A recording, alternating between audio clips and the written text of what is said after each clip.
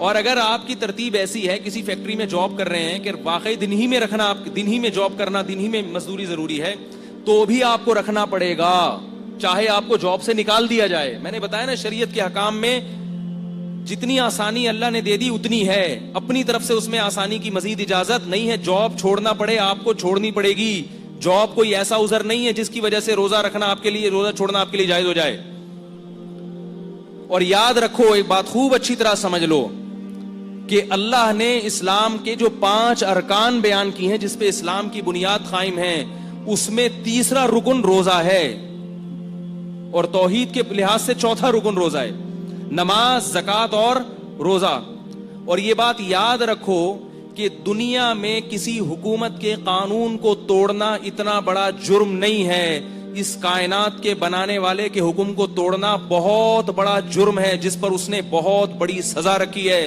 وہ لوگ احمق اور بیوقوف ہیں, وہ قرآن اور سنت کے مزاج سے اور اللہ تعالیٰ کے حکام سے ناواقف ہیں, جو یہ کہتے ہیں کہ ہم چونکہ روزہ رکھنے کے بہت مشقت میں مبتلا ہو جاتے ہیں, اللہ بہت غفور الرحیم ہے, معاف کرنے والا ہے, دسمبر میں رکھ لیں گے. ایسا نہیں ہے. اللہ نے غفور اور رحیم اپنے آپ کو ایسے لوگوں کے بارے میں قطعاً نہیں کہا. اللہ نے اپنے آپ کو غفور اور رحیم ان لوگوں کے بارے میں کہا ہے جن سے ماضی میں گناہ ہو گیا, اب وہ توبہ کر کے اپنی اصلاح کر رہے ہیں اور رمضان کے روزے یا جو ارکان اسلام ہیں ان کو پابندی سے ادا کر رہے ہیں. اللہ کہہ رہے ہیں ان کے بارے میں غفور الرحیم ہوں, پچھلی خطائیں معاف کر دوں گا. جو اللہ کو غفور الرحیم سمجھ کے گناہ کر رہا ہے اس کے بارے میں اللہ نے دھمکیاں دی ہیں, قل لعبادی انی انا الغفور الرحیم وان عذابی هو العذاب العلیم, میرا عذاب بہت دردناک ہے. یہ بات خوب اچھی طرح سمجھ لیں, اللہ ایسے لوگوں کے لیے غفور الرحیم نہیں ہے جو رمضان کا روزہ چھوڑ دیں. اللہ ایسے لوگوں کے لیے عزیز ذو انتقام ہے, زبردست انتقام لینے والا, اور اس کا حق ہے کہ وہ آپ سے انتقام لے. کیوں؟ اس نے سارے سال آپ کو پورے سال آپ کو کھلایا پلایا, اتنی نعمتیں دی اس نے. ہم اگر صرف خوراک پر غور کریں, خوراک پر کتنا کھاتے ہیں, کھا کھا کے بیمار ہو جاتے ہیں, کیا اس کا یہ حق نہیں ہے کہ وہ 1 مہینہ صرف دن کی روشنی میں آپ پر کھانے کی پابندی لگا دے, اور آپ کہیں گے نہیں میرے لیے یہ عمل بہت مشکل ہے, وہ عذاب دے گا اس پر. اس میں یہ دماغ سے نکال دیں کہ اللہ کی رحمت کی امیدیں لگا کے بیٹھ جائیں کہ میں مزدور ہوں, میں یوں ہوں, میرے سے ہوتا نہیں, میرے تو یہ کرنا ہے, میرے تو ڈرائیور ہوں, میں تو. پچھلے سال دبئی میں ایک صاحب آئے, انہوں نے کہا میں ریگستان میں کام کرتا ہوں, دبئی کی گرمی اور ریگستان, اور کہہ رہے ہیں 10 بجے حالت خراب ہو جاتی ہے, کیا میں روزہ چھوڑ سکتا ہوں؟ میں نے کہا روزہ بولو بھائی, نہیں چھوڑ سکتے.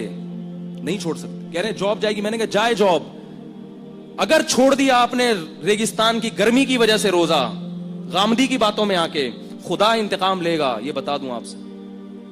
ایسا نہیں ہے, دنیا میں کوئی حکومت ایسی نہیں ہے جو قانون بنائے اور پھر کہے جس سے دل چاہے عمل کرے, جس کا دل چاہے عمل نہ کرے. آرمی میں دیکھا آپ نے کہ صبح آپ اپنے آفس پہنچے اور شلوار قمیض میں پہنچ جائیں, آپ بولے ایکچولی میری پینٹ کیونکہ دھلی بھی نہیں تھی, میری شرٹ کیونکہ دھلی بھی نہیں تھی, آرمی والے نکال دیں گے باہر, آپ کو بولیں گے آپ کو پریڈ میں کھڑے ہونے کی اجازت نہیں ہے. آپ کہیں اصل میں یوں تھا, وہ کہ جاؤ دفعہ ہو یہاں سے, بھاگو یہاں سے, اجازت نہیں ہے آپ کو گھسنے کی. اس لیے کہ آرمی کا ایک ڈسپلن ہے. ہاں, جس میں ڈسپلن نہیں ہوتا کوئی, وہ خود ہی اس کو اپنے حکام کی اہمیت نہیں ہوتی, وہ کہتا ہے یوں کر لو تو یوں کر لو, جیسے مرضی کرو. تو یاد رکھو آرمی کی اتنی طاقت نہیں ہے, آرمی کا اتنا ڈسپلن نہیں ہے جتنا اس کائنات کو چلانے والے کا ہے. اس نے جب ایک قانون بنا دیا تو وہ پتھر پہ لکیر بن گیا ہے. اب آپ کو روزہ رکھنا پڑے گا. اگر آپ نہیں رکھتے اللہ کو غفور الرحیم سمجھ کے, تو اللہ کے عذاب کے لیے تیار رہو. پھر عذاب کے, اللہ نے قوم عاد اور قوم سمود کو تباہ و برباد کیا, اللہ نے قوم لوط کو تباہ و برباد کیا, اللہ تعالیٰ نے فرعون کو تباہ و برباد کیا. اور ان سب میں قدر مشترک چیز کیا تھی؟ نبی کے حکم کی نافرمانی, اللہ کے حکم کی نافرمانی. تو آپ کو روزہ چھوڑنے کی قطعاً اجازت بولو بھائی نہیں ہے.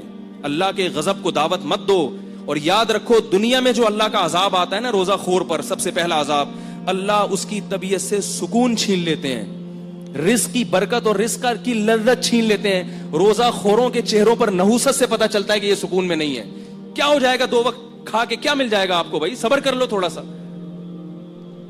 جب ڈاکٹر شوگر کے مریض سے مٹھائی چھڑواتا ہے, ساری زندگی کے لیے مریض چھوڑ دیتا ہے کہ نہیں چھوڑ دیتا؟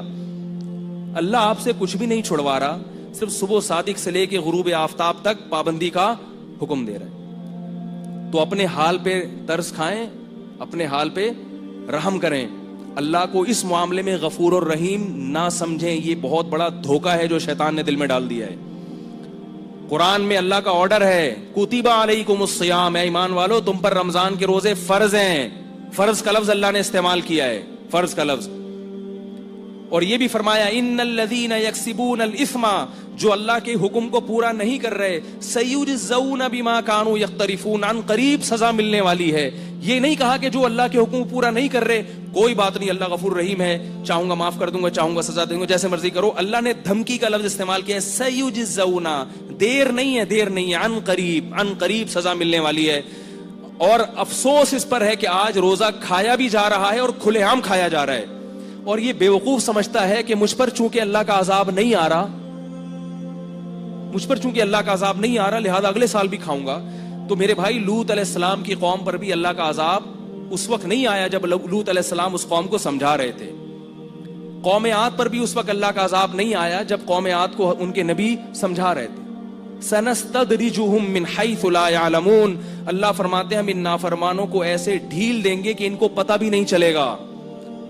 اللہ کی عادت ہے کہ جب کوئی اللہ کی نافرمانی کرتا ہے, عادت یہ ہے, اور اس پہ اکڑتا بھی ہے, تو اللہ اس کو ڈھیل دیتے ہیں, اس کے لیے نافرمانی کے دروازے مزید کھول دیتے ہیں کہ کر لے, جی بھر کے کر لے, جہنم میں نے تیرے لیے تیار کر کے رکھی ہے, تو جی بھر کے کر لے, یہ حسرت نہ رہے کہ میں نے نہیں کی.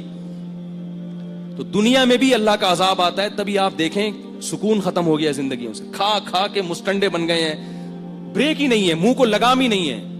ایک چھوٹی سی بات بتا کے بیان ختم کرتا ہوں. ایک بہت ہی کھاؤ پیو والا آدمی کسی کمپنی میں گیا,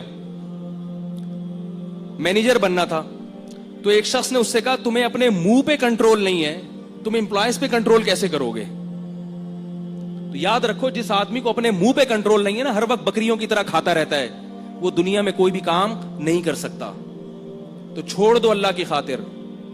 لوگ یہ کہتے ہیں ہم سے پڑھائی نہیں ہو رہی, بوریت ہو رہی, سوتے ہوئے گزار دو, کوئی مسئلہ نہیں, کھانے کی اجازت نہیں ہے.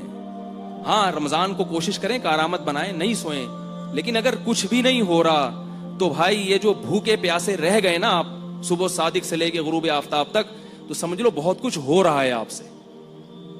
یہ غلط ہے کہ یہ وسوسہ ہے کہ روزہ رکھنے والا, روزہ چھوڑنے والا تو صبح سے لے کے مغرب تک اتنی ایکٹیویٹیز کر لیتا ہے, اتنے کام کر لیتا ہے, اور میں تو پڑا رہتا ہوں, کچھ بھی نہیں ہوتا.